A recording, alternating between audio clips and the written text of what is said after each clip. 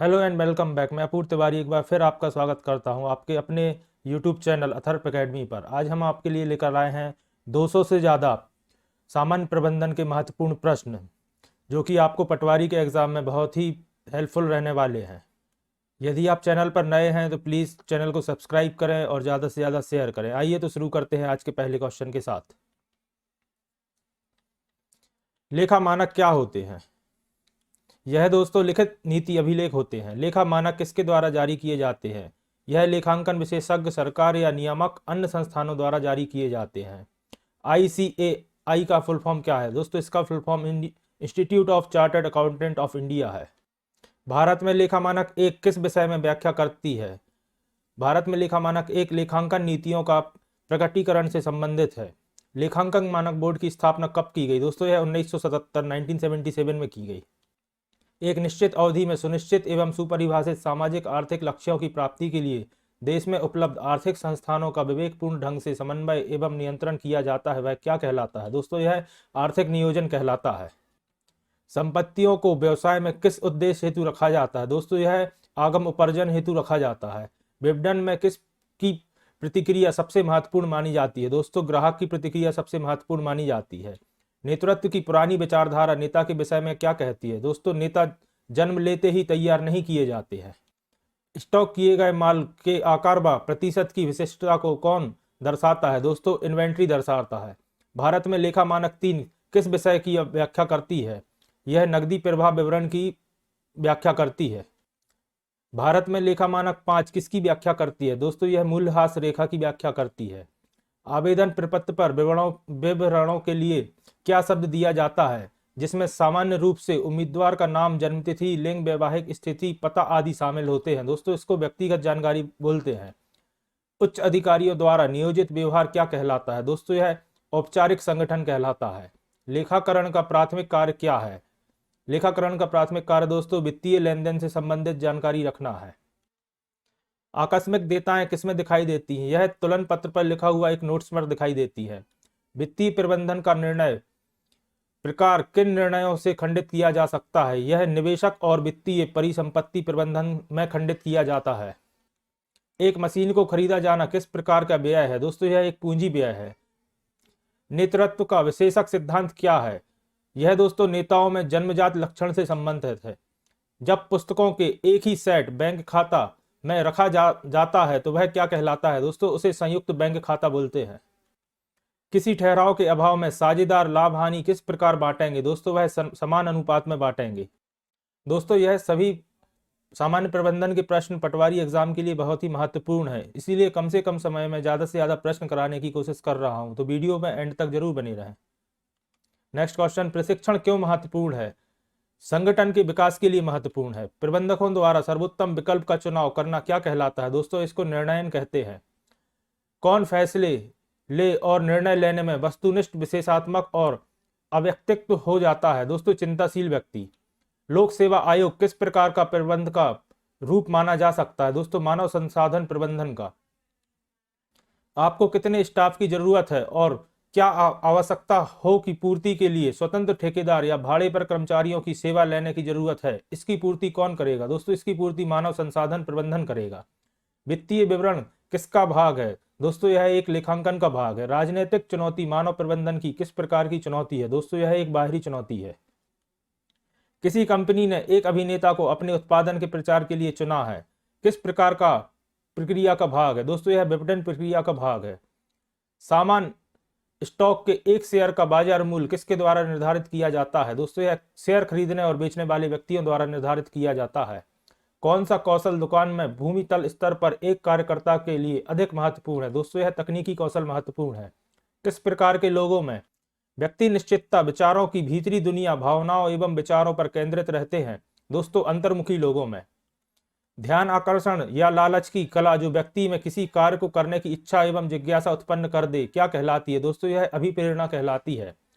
Shop floor कार्यकर्ता किसके साथ जुड़े रहते हैं? दोस्तों निम्न स्तर के साथ जुड़े रहते हैं। कौन सी घटना का पूर्वानुमान HRP की सहायता से लगाया जा सकता है? दोस्तों क्षयण दर। एक वित्तीय विवरण में पैसे छोड़ना और फिर आंकड़ों का निकालना किस प्रकार किस पर आधारित होता है? दोस्तों यह मुद्रा अवधारणा पर आधारित होता है। लेन देन में अभिलेखन, वर्गीकरण एवं संक्षिप्तीकरण की प्रक्रिया को क्या कहा जाता है? दोस्तों इसको बही खाता लेखन कहा जाता है। कौन अनुवर्ती लक्ष्यों को पूरा करने के लिए गतिविधियों के एक जटिल सेट का समायोजन करता है? दोस्तों यह कार्यक्रम होता है।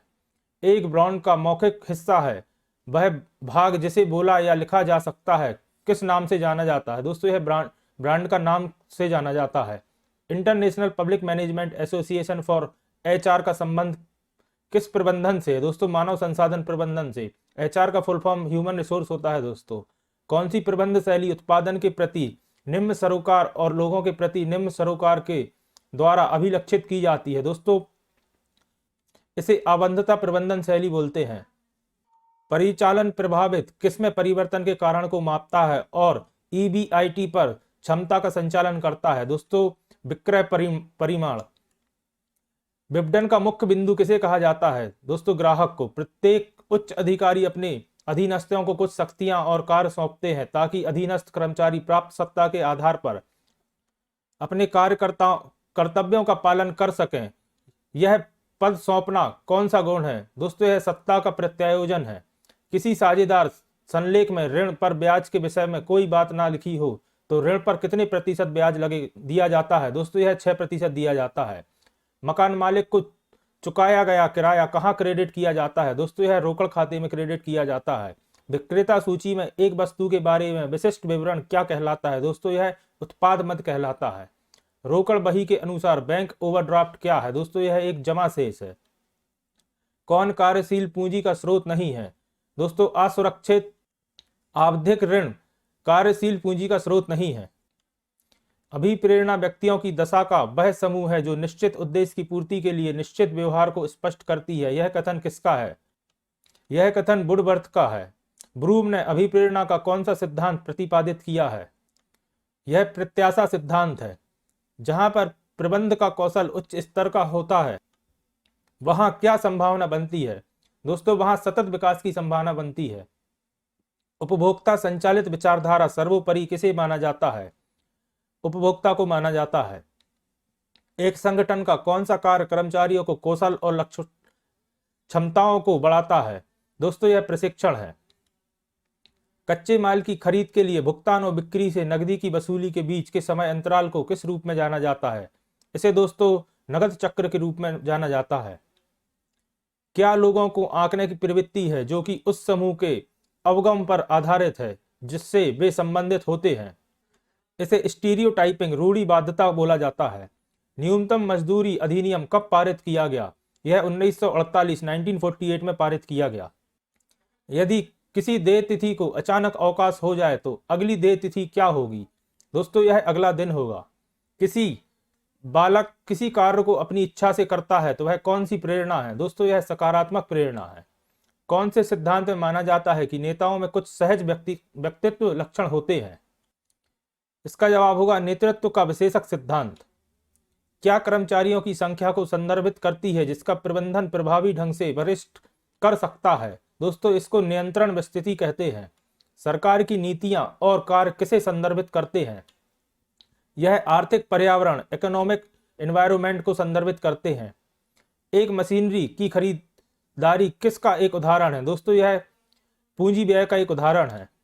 किसका प्रयोग अधीनस्थों की गतिविधियों को मापने और सही करने के लिए किया जाता है जिससे वह सुनिश्चित हो सके कि कार्यक्रम योजना के अनुरूप है? दोस्तों इसे नियंत्रण कंट्रोलिंग बोला जाता है। दोस्तों अगर आपने सामान्य प्रबंधन की हमारी पुरानी वीडियोस क्लासेस नहीं देखी हैं तो एक बार चैनल पर जाकर उन्हें विजिट जरूर करें। प्रशिक्षण के क्षेत्रों में से कौन एक कर्मचारी को उसकी समस्याओं को सफलतापूर्वक निपटान करने के लिए तैयार करता है? दोस्तों समस्या समाधान प्रशिक्षण। किस नियम के अंतर्गत ट्रायल बैलेंस शेष परीक्षा का मिलान हमेशा होना चाहिए? दोस्तों प्रत्येक डेबिट का एक तदनुरूप क्रेडिट होता है। संयुक्त प्रभावन क्षमता पर योगदान में परिवर्तन के प्रभावों का मापन कौन करता है? दोस्तों इसे ईपीएस कहते हैं। एक बैंक समाधान विवरण किसी की सहायता से तैयार किया एक बैंक समाधान विवरण को किसकी सहायता से तैयार किया जाता है? दोस्तों रोकड़ बही में बैंक कॉलम और बैंक विवरण की सहायता से। लोग अपने कार्य में बेहतर प्रदर्शन करते हैं तब उन्हें सहायक प्रतिक्रिया दी जाती है और वे किसके अंतर्गत आते हैं दोस्तों? वह संबंधन की आवश्यकता के अंतर्गत आते हैं। नौकरी के वर्गीकरण जैसे सीईओ, राष्ट्रपति, उपराष्ट्रपति, कर्मचारी, निर्देशक के रूप में निम्न में से किसके साथ जुड़े रहते हैं? यह दोस्तों शीर्ष प्रबंधन के साथ जुड़े होते हैं। पूंजीगत व्यय कहाँ परिलक्षित होता है? यह दोस्तों तुलन पत्र यानी बैलेंस शीट पर परिलक्षित होता है। बाजार का अवलोकन करना किसका कार्य है? दोस्तों यह विपणन का कार्य है। एक नेता द्वारा परिस्थिति से ऊपर उठकर भविष्य के लिए कल्पना करने की क्षमता उसका कौन सा गुण दर्शाती है? दोस्तों यह उसकी दूरदर्शिता दर्शाती है। कच्चे माल की खरीद के लिए भुगतान और बिक्री से नकदी की वसूली के बीच के समय अंतराल को किस नाम से जाना जाता है? उसे दोस्तों नगद चक्रण के नाम से जाना जाता है। नियोजन का उद्देश्य निश्चित है या अनिश्चित? दोस्तों यह निश्चित है। भविष्य में क्या करना है इसका पूर्व निर्धारण करना क्या कहलाता है? दोस्तों इसे नियोजन कहते हैं। सामूहिक प्रयास किसकी मुख्य विशेषता है? दोस्तों यह एक संगठन की मुख्य विशेषता है। आवधिक कर्ज किस प्रकार की देनदारी है? दोस्तों यह एक दीर्घकालीन देनदारी है। भारतीय साझेदारी अधिनियम किस वर्ष पारित हुआ? दोस्तों यह 1932 में पारित हुआ। धन वक्तव्य के उपयोगों और स्रोतों को किसके हिस्से में परीक्षित किया जाता है? दोस्तों निधि प्रवाह विश्लेषण के रूप में। प्रतिफल की आवश्यकता दर जो कि ऋण निवेशक को शेयरधारकों के हितों का संरक्षण करने के लिए बनाई जानी चाहिए क्या कहलाती है? दोस्तों ऋण की लागत। कौन प्रबंधकों को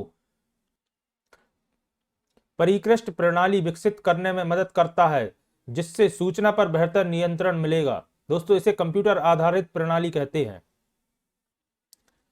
किसी का आत्मविश्वास जागृत करना क्या कहलाएगा? दोस्तों इसे प्रेरित करना कहते हैं।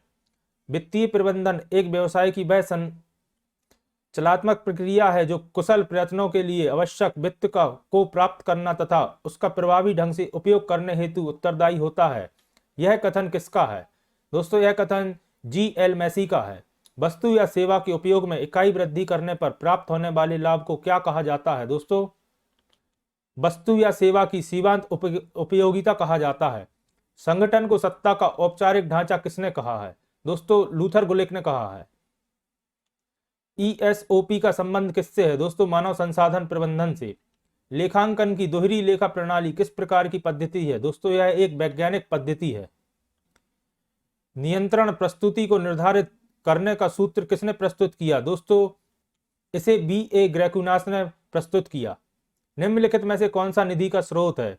इमारतों की बिक्री, शेयर जारी करना, लिया हुआ शाब्दिक ऋण या उपयुक्त सभी? दोस्तों यह सभी निधि के स्रोत हैं।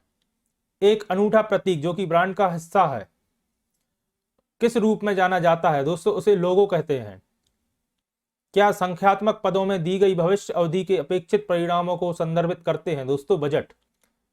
जब कोई क्रेता लाभांश रहित दिनांक पर किसी विक्रेता से शेयर खरीदता है तो कौन लाभांश प्राप्त करेगा? इसे विक्रेता लाभांश प्राप्त करेगा। यदि राम ने नगद माल बेचा है तो प्रविष्ट को कहां रिकॉर्ड किया जाएगा? इसे रोकड़ बही में रिकॉर्ड किया जाएगा। कार्मिक प्रबंधन किसका नया रूप है? यह मानव संसाधन प्रबंधन का नया रूप है। किसी व्यक्ति को उत्पाद विक्रय करवाने के लिए दिया गया धन क्या कहलाता है? इसे कमीशन कहते हैं। वित्तीय विवरण और बही खाता मुख्य रूप से किससे संबंधित है? यह वित्तीय लेखांकन से संबंधित है। नियोजन द्वारा निर्धारित लक्ष्यों की प्राप्ति के लिए किसका निर्माण आवश्यक है? संगठन का निर्माण आवश्यक है। क्रियात्मक फोरमैनशिप का सिद्धांत किसने दिया? दोस्तों यह टेलर ने दिया। भविष्य में क्रिया का वर्तमान में अनुमान लगाना क्या कहलाता है? इसे नियोजन कहते हैं। राष्ट्रहित के स्थान पर स्थानीय हित किस व्यवस्था को दर्शाता है? यह विकेंद्रीकृत व्यवस्था को दर्शाता है। यह देखना कि कार्य योजना के अनुसार चल रहा है या नहीं किसका कार्य है? यह नियंत्रक का कार्य है। जब संस्था की भविष्य में आय निश्चित या नियमित हो तब क्या निर्गमित किया जाता है? ऋण पत्र पर बॉन्ड निर्गमित किया जाता है। किस सिद्धांत में संगठन का आकार पिरामिड की तरह दिखाई देता है? पदसोपन के सिद्धांत में। चयन प्रक्रिया का अंतिम चरण क्या है? प्रत्यादेश चयन प्रक्रिया का अंतिम चरण है। प्रबंध के संपूर्ण ढांचे की नींव क्या है? संगठन प्रबंध के संपूर्ण ढांचे की नींव है। व्यवसाय की सफलता या असफलता के लिए कौन उत्तरदायी रहता है? दोस्तों प्रबंधक उत्तरदायी रहता है। सर्वप्रथम प्रशासन और प्रबंधन में किसने अंतर स्पष्ट किया? यह ओलिवर सेल्डन ने किया।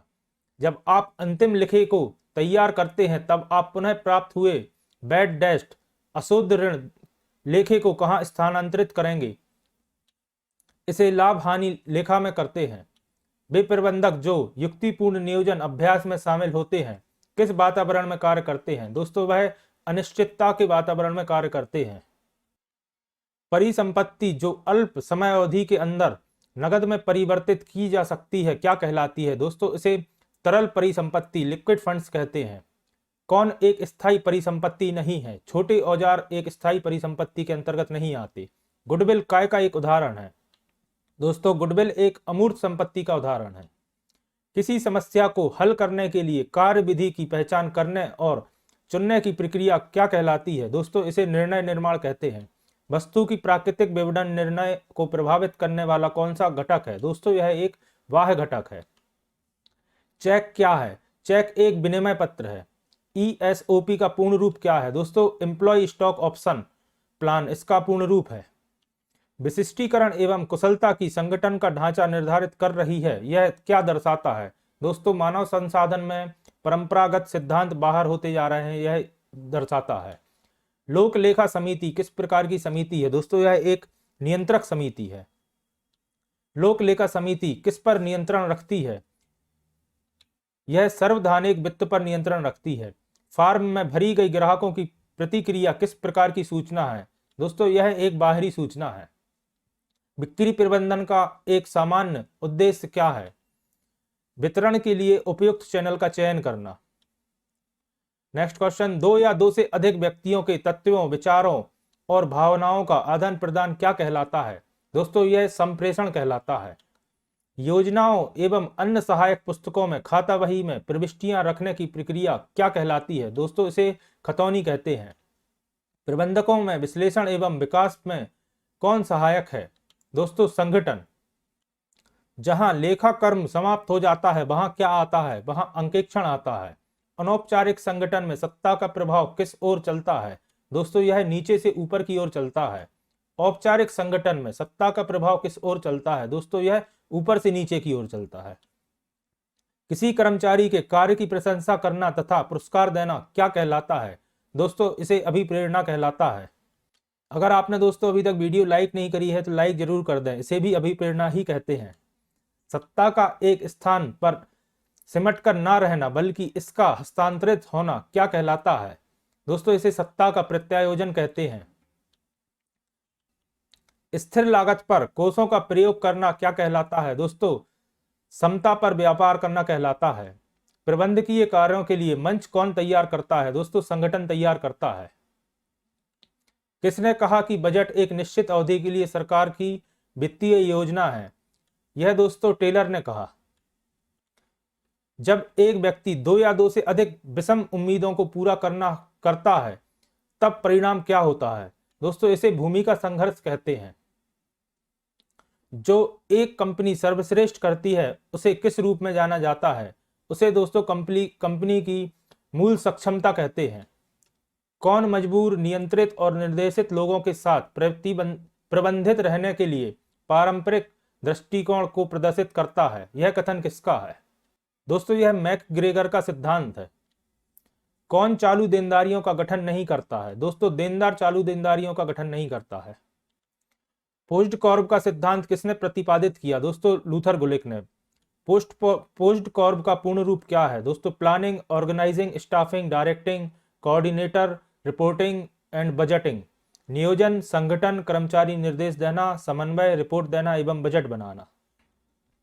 विचारधारा का मस्तिष्क जटिल व प्रत्यक्ष दर्पण है।